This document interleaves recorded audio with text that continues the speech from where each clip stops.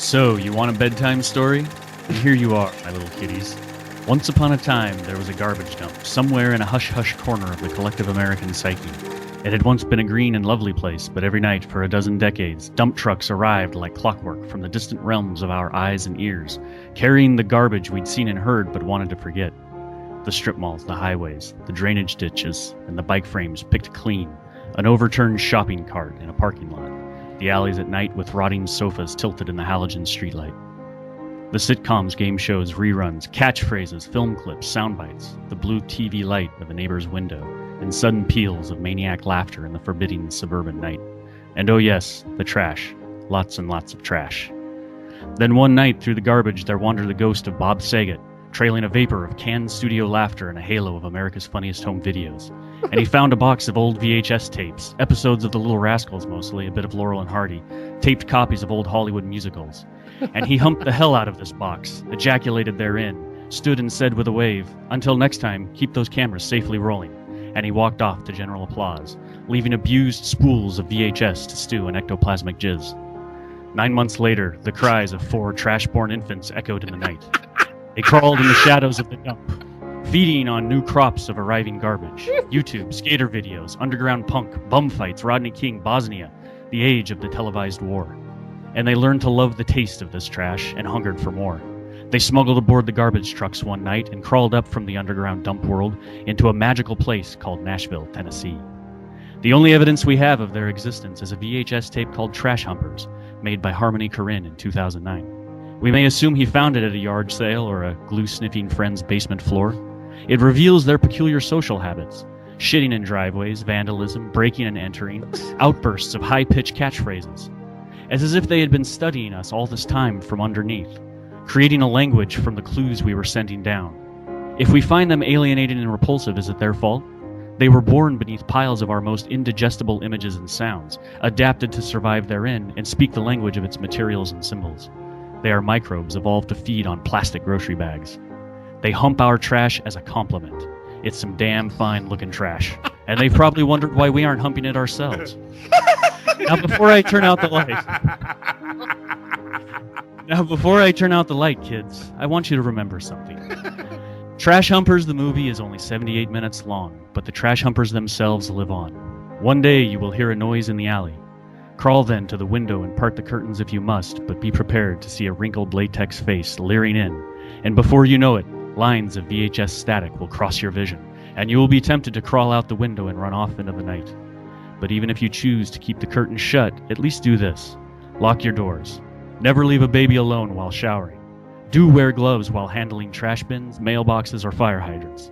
And always remember, make it, don't take it, make it, don't fake it, get it down! Make it, don't fake it! It's the next time I'm making pancakes, I'm just going to keep saying that over and over and over again.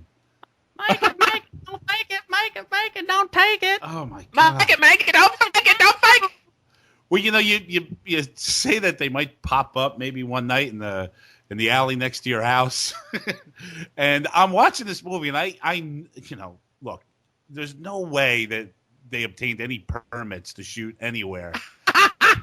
And I'm like thinking to myself, I'm like, I don't know how they obtained lunch to shoot this movie. Dude, all I'm thinking of is they're right smack dab in the middle of neighborhoods, and I know people are looking out their windows like, what the fuck is going on out there? Oh, yeah. They were really wondering, like, he literally took those people and the camcorder, and they just walked it. He shot it just in a straight line, like for 2 weeks or whatever it was, and they just wandered around. They slept when they slept, and they went into abandoned houses, and they sort of made it up as they went along. Yeah. That was it. He said from concept to festival, 4 months. Isn't that awesome? Why not? 4 months. But I can't get behind this movie for some reason. Yeah, so what's me personally, I friggin' love this movie. This is one of my new favorite movies. I think like it's a dream out of some deep dark crevice of I want to heart. like it, Billy. Listen, I think I can, and this is the second time I've seen this. This wasn't the first time. I watched it a few months ago on my own because I was extremely curious about it, and it really left a bad taste in my mouth. But the more I'm learning about it and what he wanted to do, what his ideas were, I'm starting to like it a little bit more. Hey, listen, he said that he wanted one of the things he said is that he wanted to make a movie that someone would find it, like just find a videotape in a plastic bag floating down a river, and they pull it out, and this is what you get: trash humpers. He also said on another occasion that it should be like something that you would smuggle in the ass of a donkey. Yeah. I just don't. I'm not Billy. I mean, can you just tell me what you're seeing here? The only way that I could put it was the way I wrote that review. I feel like these.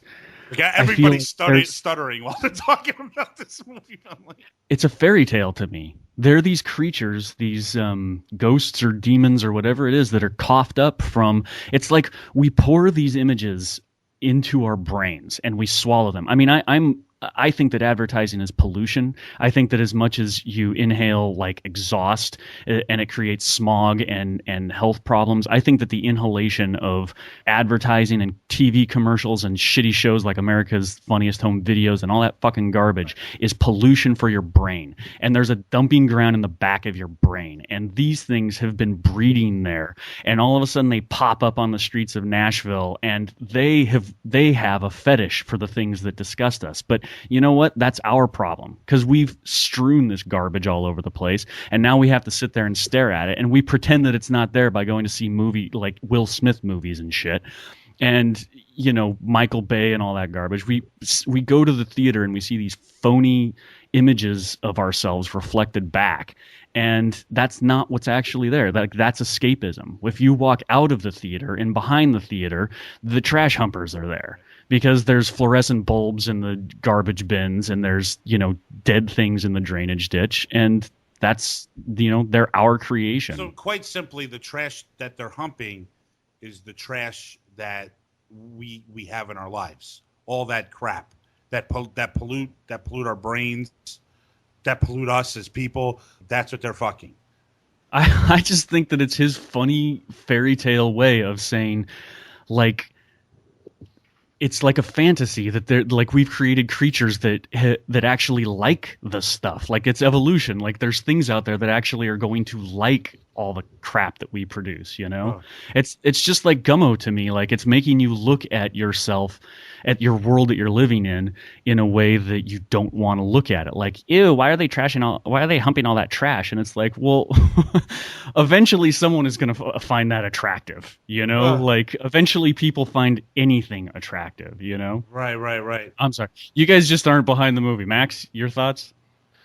Tom, how can you not like a movie that has conjoined twins, I know. a Larry Bud Melman kid, pancakes with dish soap, a monologue about not having a head, the Chang and Ang story told by sock puppets, fat ass slapping, Oh Holy Night, some fat horse singing Oh Holy Night while she strokes off harmony, a snuff-like quality, firecrackers. What about the bald shirtless guy in the neck brace and the arm sling? They killed people, I think. I mean, they killed people in this movie. This is a found footage horror film. Like, the trash humpers murder people. There are corpses strewn all over Nashville. Yeah. And I got to tell you, the great thing about trash humpers for me, even down to the way the DVD is marketed, I just love this guy's brain. You pop this thing in. Did you guys watch it on DVD? Yeah. Okay, so what happens? You pop it in, and it's just static and that old play button. You know? Totally. And you are transported to a really awful time when all you had were your VCRs and your shitty... It was like Henry Portrait of a Serial Killer time. He edited it on 2 VCRs. 2 VCRs. And you hit that play button, and you are in. There's no music except for all the horrible musicians they meet. There's no music. And you're just watching this nightmare. Yeah. Make it, don't fake it. And you're going into this abyss of hell. And I got to tell you something. I was so loving the smashing of things and just the hammers to glass and the throwing of those bricks and watching everything smash. Yeah. And the TV, TVs, like in the parking lot. Yeah, the two TVs that were like right next to each other in that abandoned house, they were smashing. And then the one dude tosses that one TV in on the side of a highway. Oh, Yeah.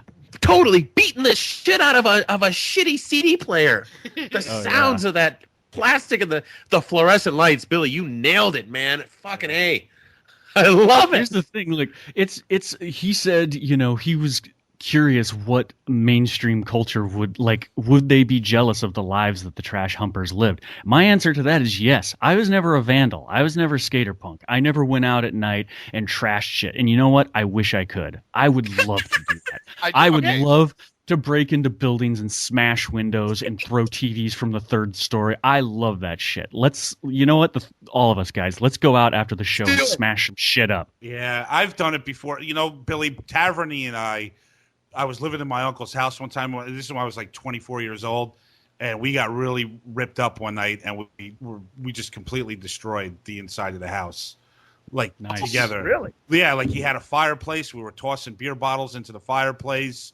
Taverny was just taking a hammer to the walls. My brother went outside, not Jeff, another brother went outside and hit this old abandoned truck that was in his driveway. Smashed the windshield with the 2x4. Yeah, we got arrested that night. Why? Well, for I'm kidding, man. Yeah, I was like, gonna have to answer that question. Because we smashed everything.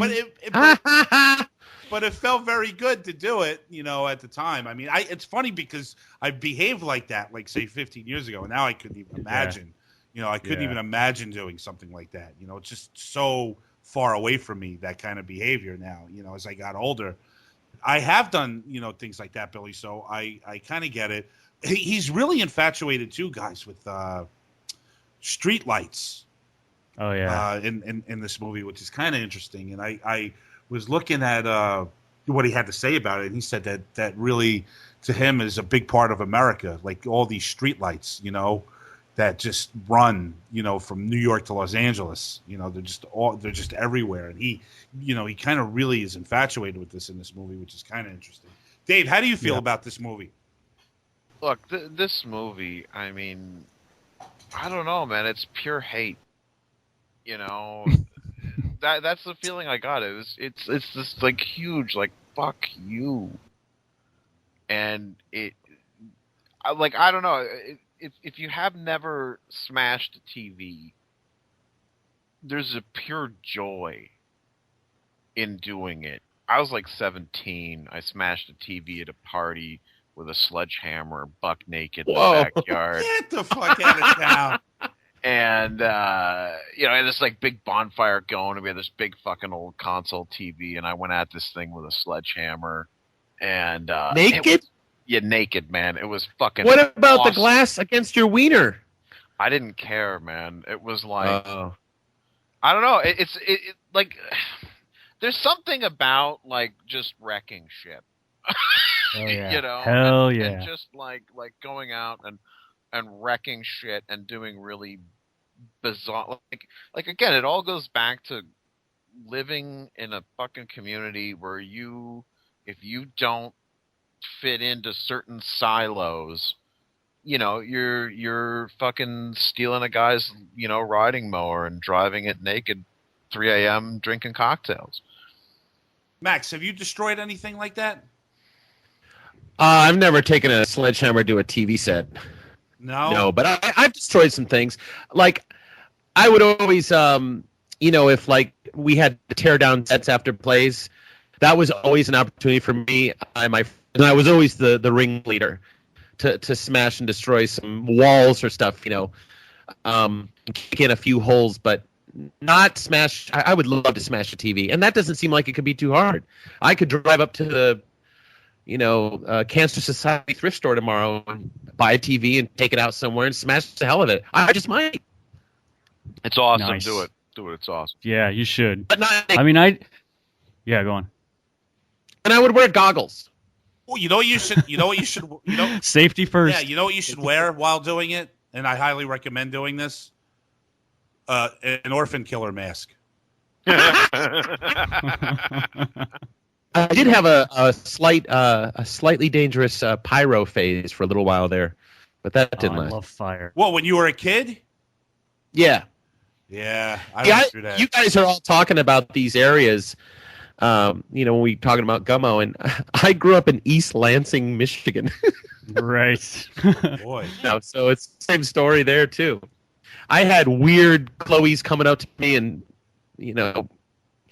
shoving my face in their crotch when I was 6. I'm like, wow, what is? Oh, Taped nipples. what? Yeah, Taped nipples.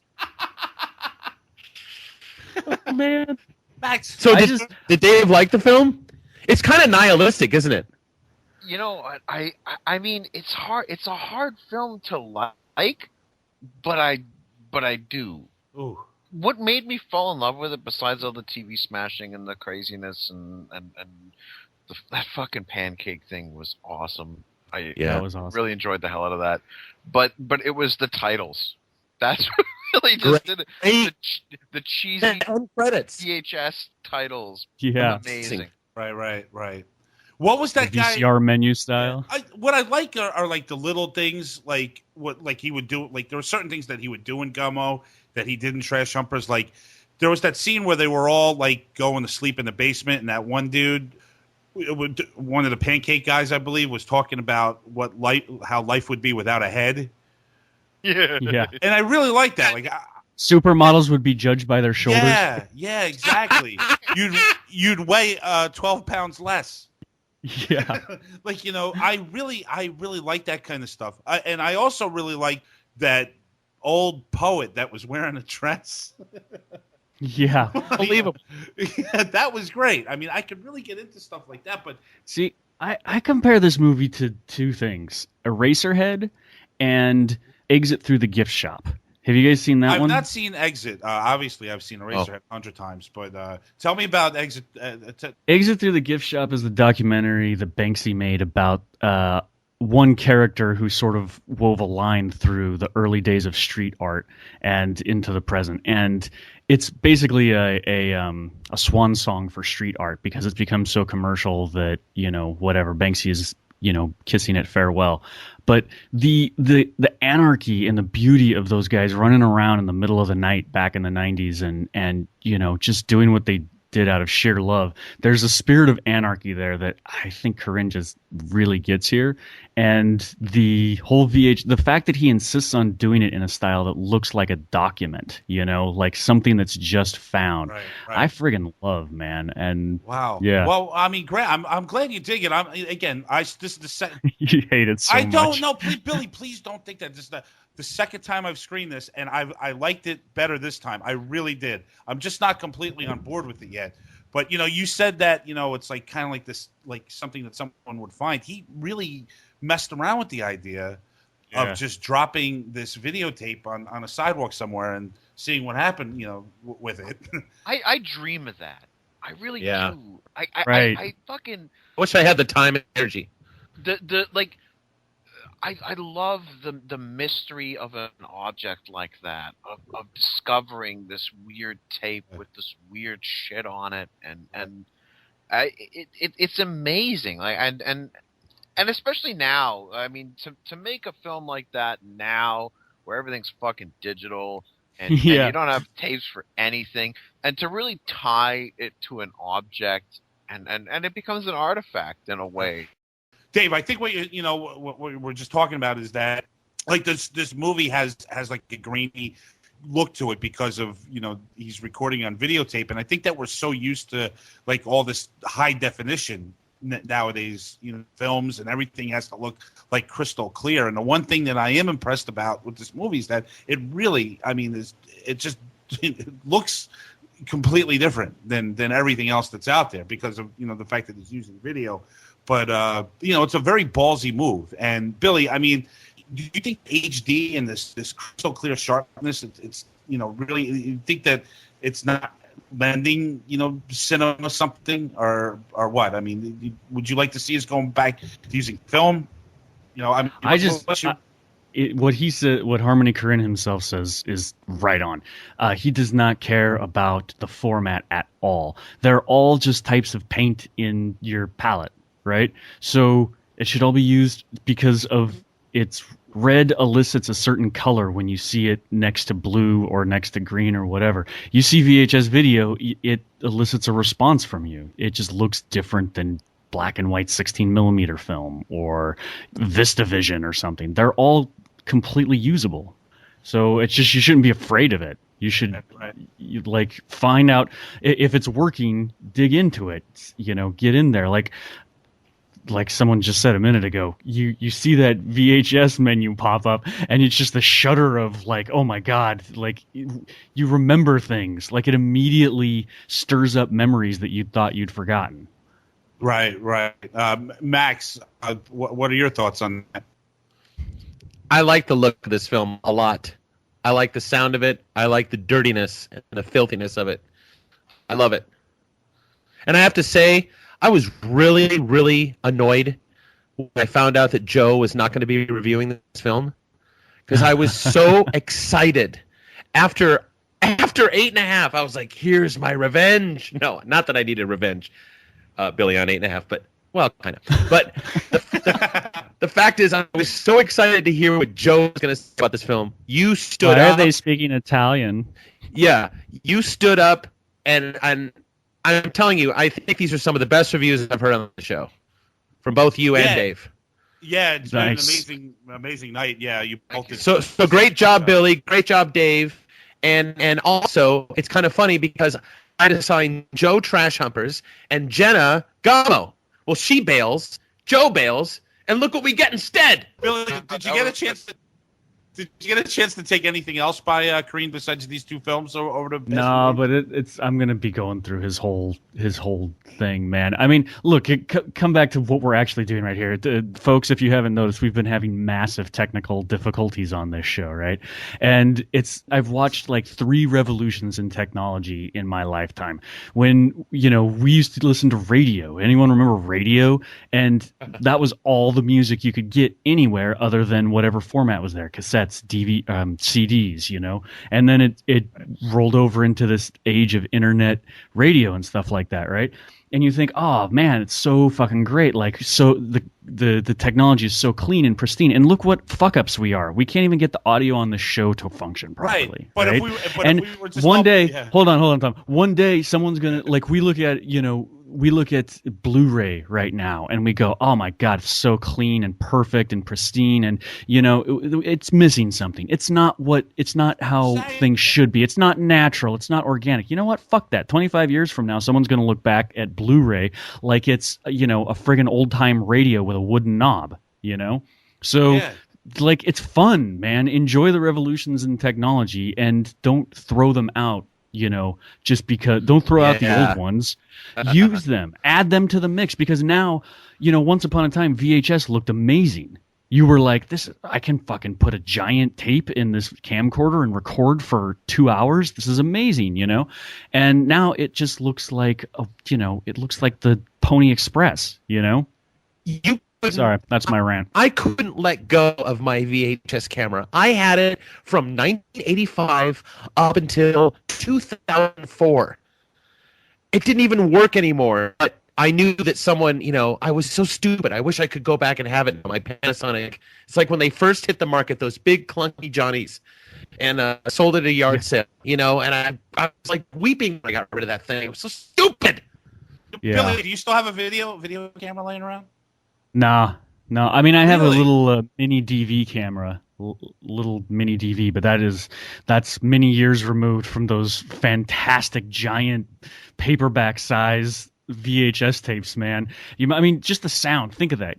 Think of that clicking sound that those hollow black tapes would make when you put them in cases and stuff like that. I mean, that already, those feelings, those sounds are already from a distant age. it's archaic, you know, it's a relic already. And just to see, like, this is what I love about this movie. You see this thing pop up, and all of a sudden, it takes you into another world, you know? It really is. I mean, it's a fairy tale to me. I know I keep beating on that, but that's how it feels. You know? Has the photography in both these films inspired you in any way? Well, obviously, about Gummo's just the possibilities, yeah. You know. Yeah, Gummo's brilliant. I mean, it's beautiful. It's kind of a predecessor of the Alfonso Cuarón. I can't remember Lubeski. I can't remember his first name. His DP is amazing. But this one is. I mean, you mentioned the street lamps. There's a shot in this movie that is like a VHS Madonna, like the Virgin, not the singer. And there's this woman under a street lamp with a baby under this halo of light from a street lamp, and it's just like, my God, like that's a piece of art right there. I would print that and hang it on my wall, you know. Yeah. That's Harmony's wife, is the lady. That's right. That's Rachel Green. Yeah, that's probably their baby too. If I had to guess, yeah, they have a kid. I would guess that's their baby. It's funny too because she's a pretty girl.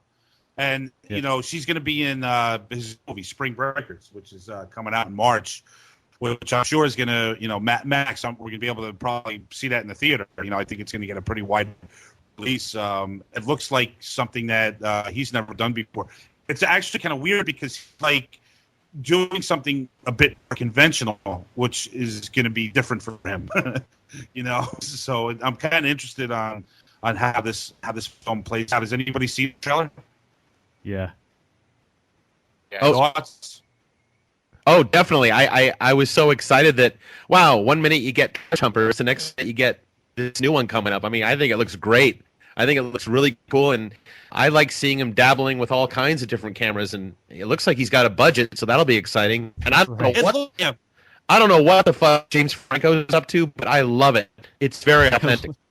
It looks great. Yeah, it looks like a Larry Clark movie, to be honest with you. It really does. The trailer I saw, it really does look like a Clark movie. And yeah, what is up with James Franco? Hey, Max, better yet, you're really in love with Kareem and his films, but yet all these characters exercise extremely poor hygiene.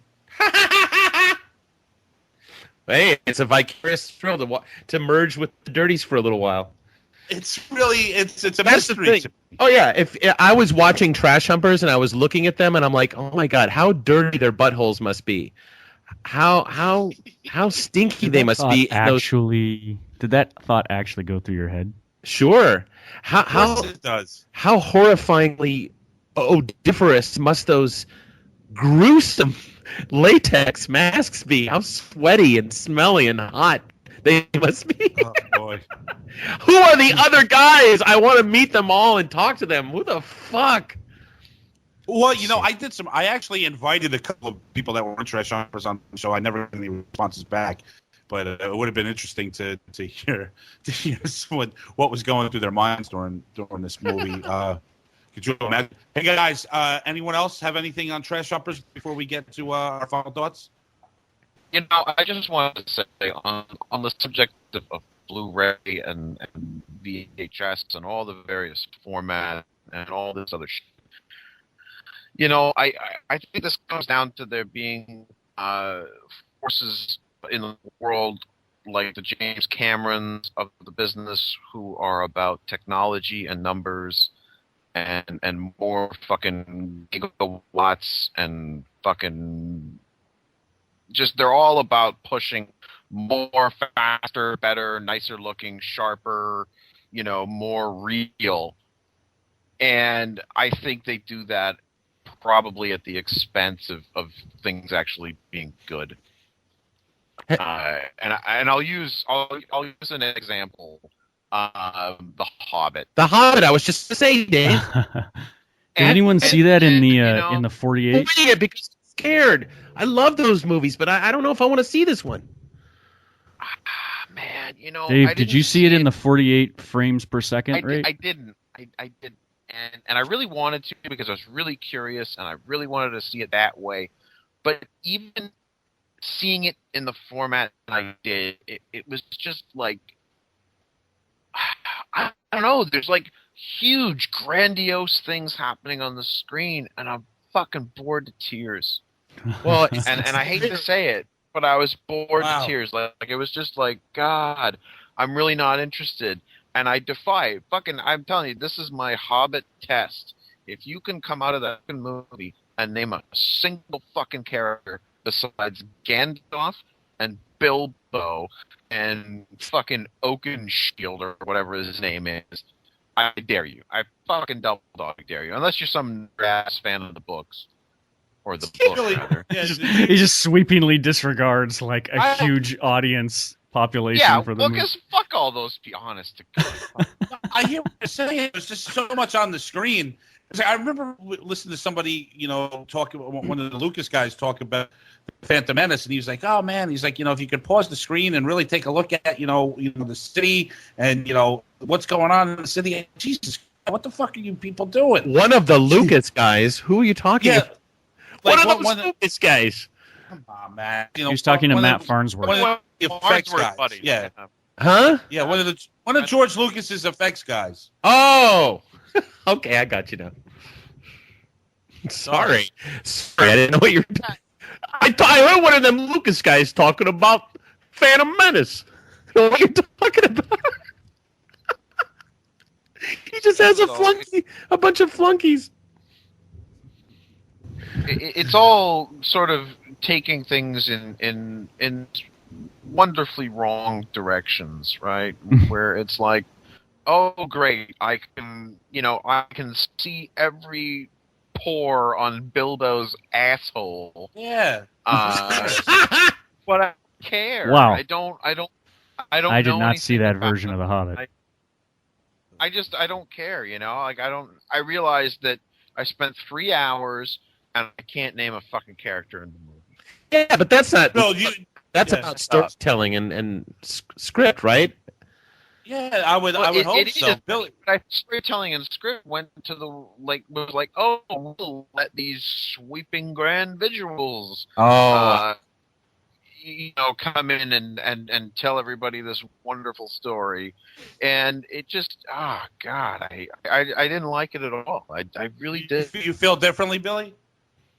No, I mean, I to be honest with you, the original, like the first 3 Lord of the Rings movies, just bored me to tears. I fell asleep in one of them, and I did not see the third one. I mean, when you watch it with kids, it's they get into it more, which is nice, but and I actually took my nephew to see The Hobbit over Christmas, and we had a good time. I actually like that one better than the other Lord of the Rings movies, but the good stuff in it, I mean, Peter Jackson's method of filmmaking, I think, is exactly what David's talking about, where it just sort of is designed to overwhelm you.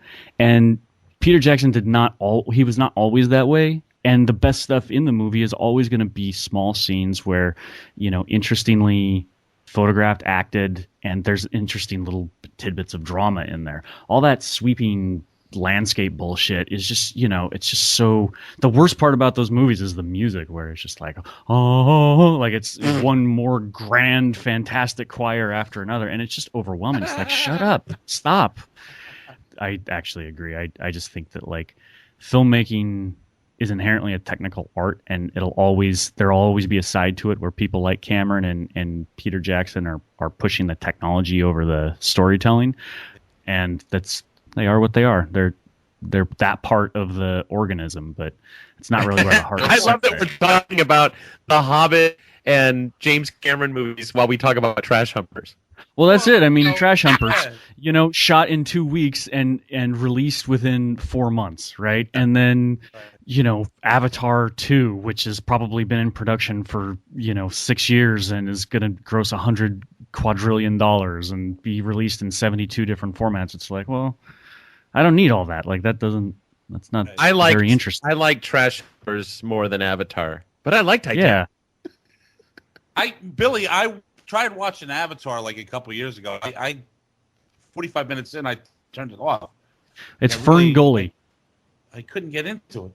Well, and here's the thing. A movie like Avatar purports to enter you into a dream space that is going to change your vision of the world. And it's going to be a fantastic vision, and all this nonsense. And you're like... Sounds like Trash Humpers. Well, Trash Humpers actually makes me dream. Avatar Yeah, doesn't exactly. make you drink. Yeah. Absolutely. Like Avatar is just visual fascism, whereas Trash Humpers gets inside your psyche, you know? Visual fascism. I love it.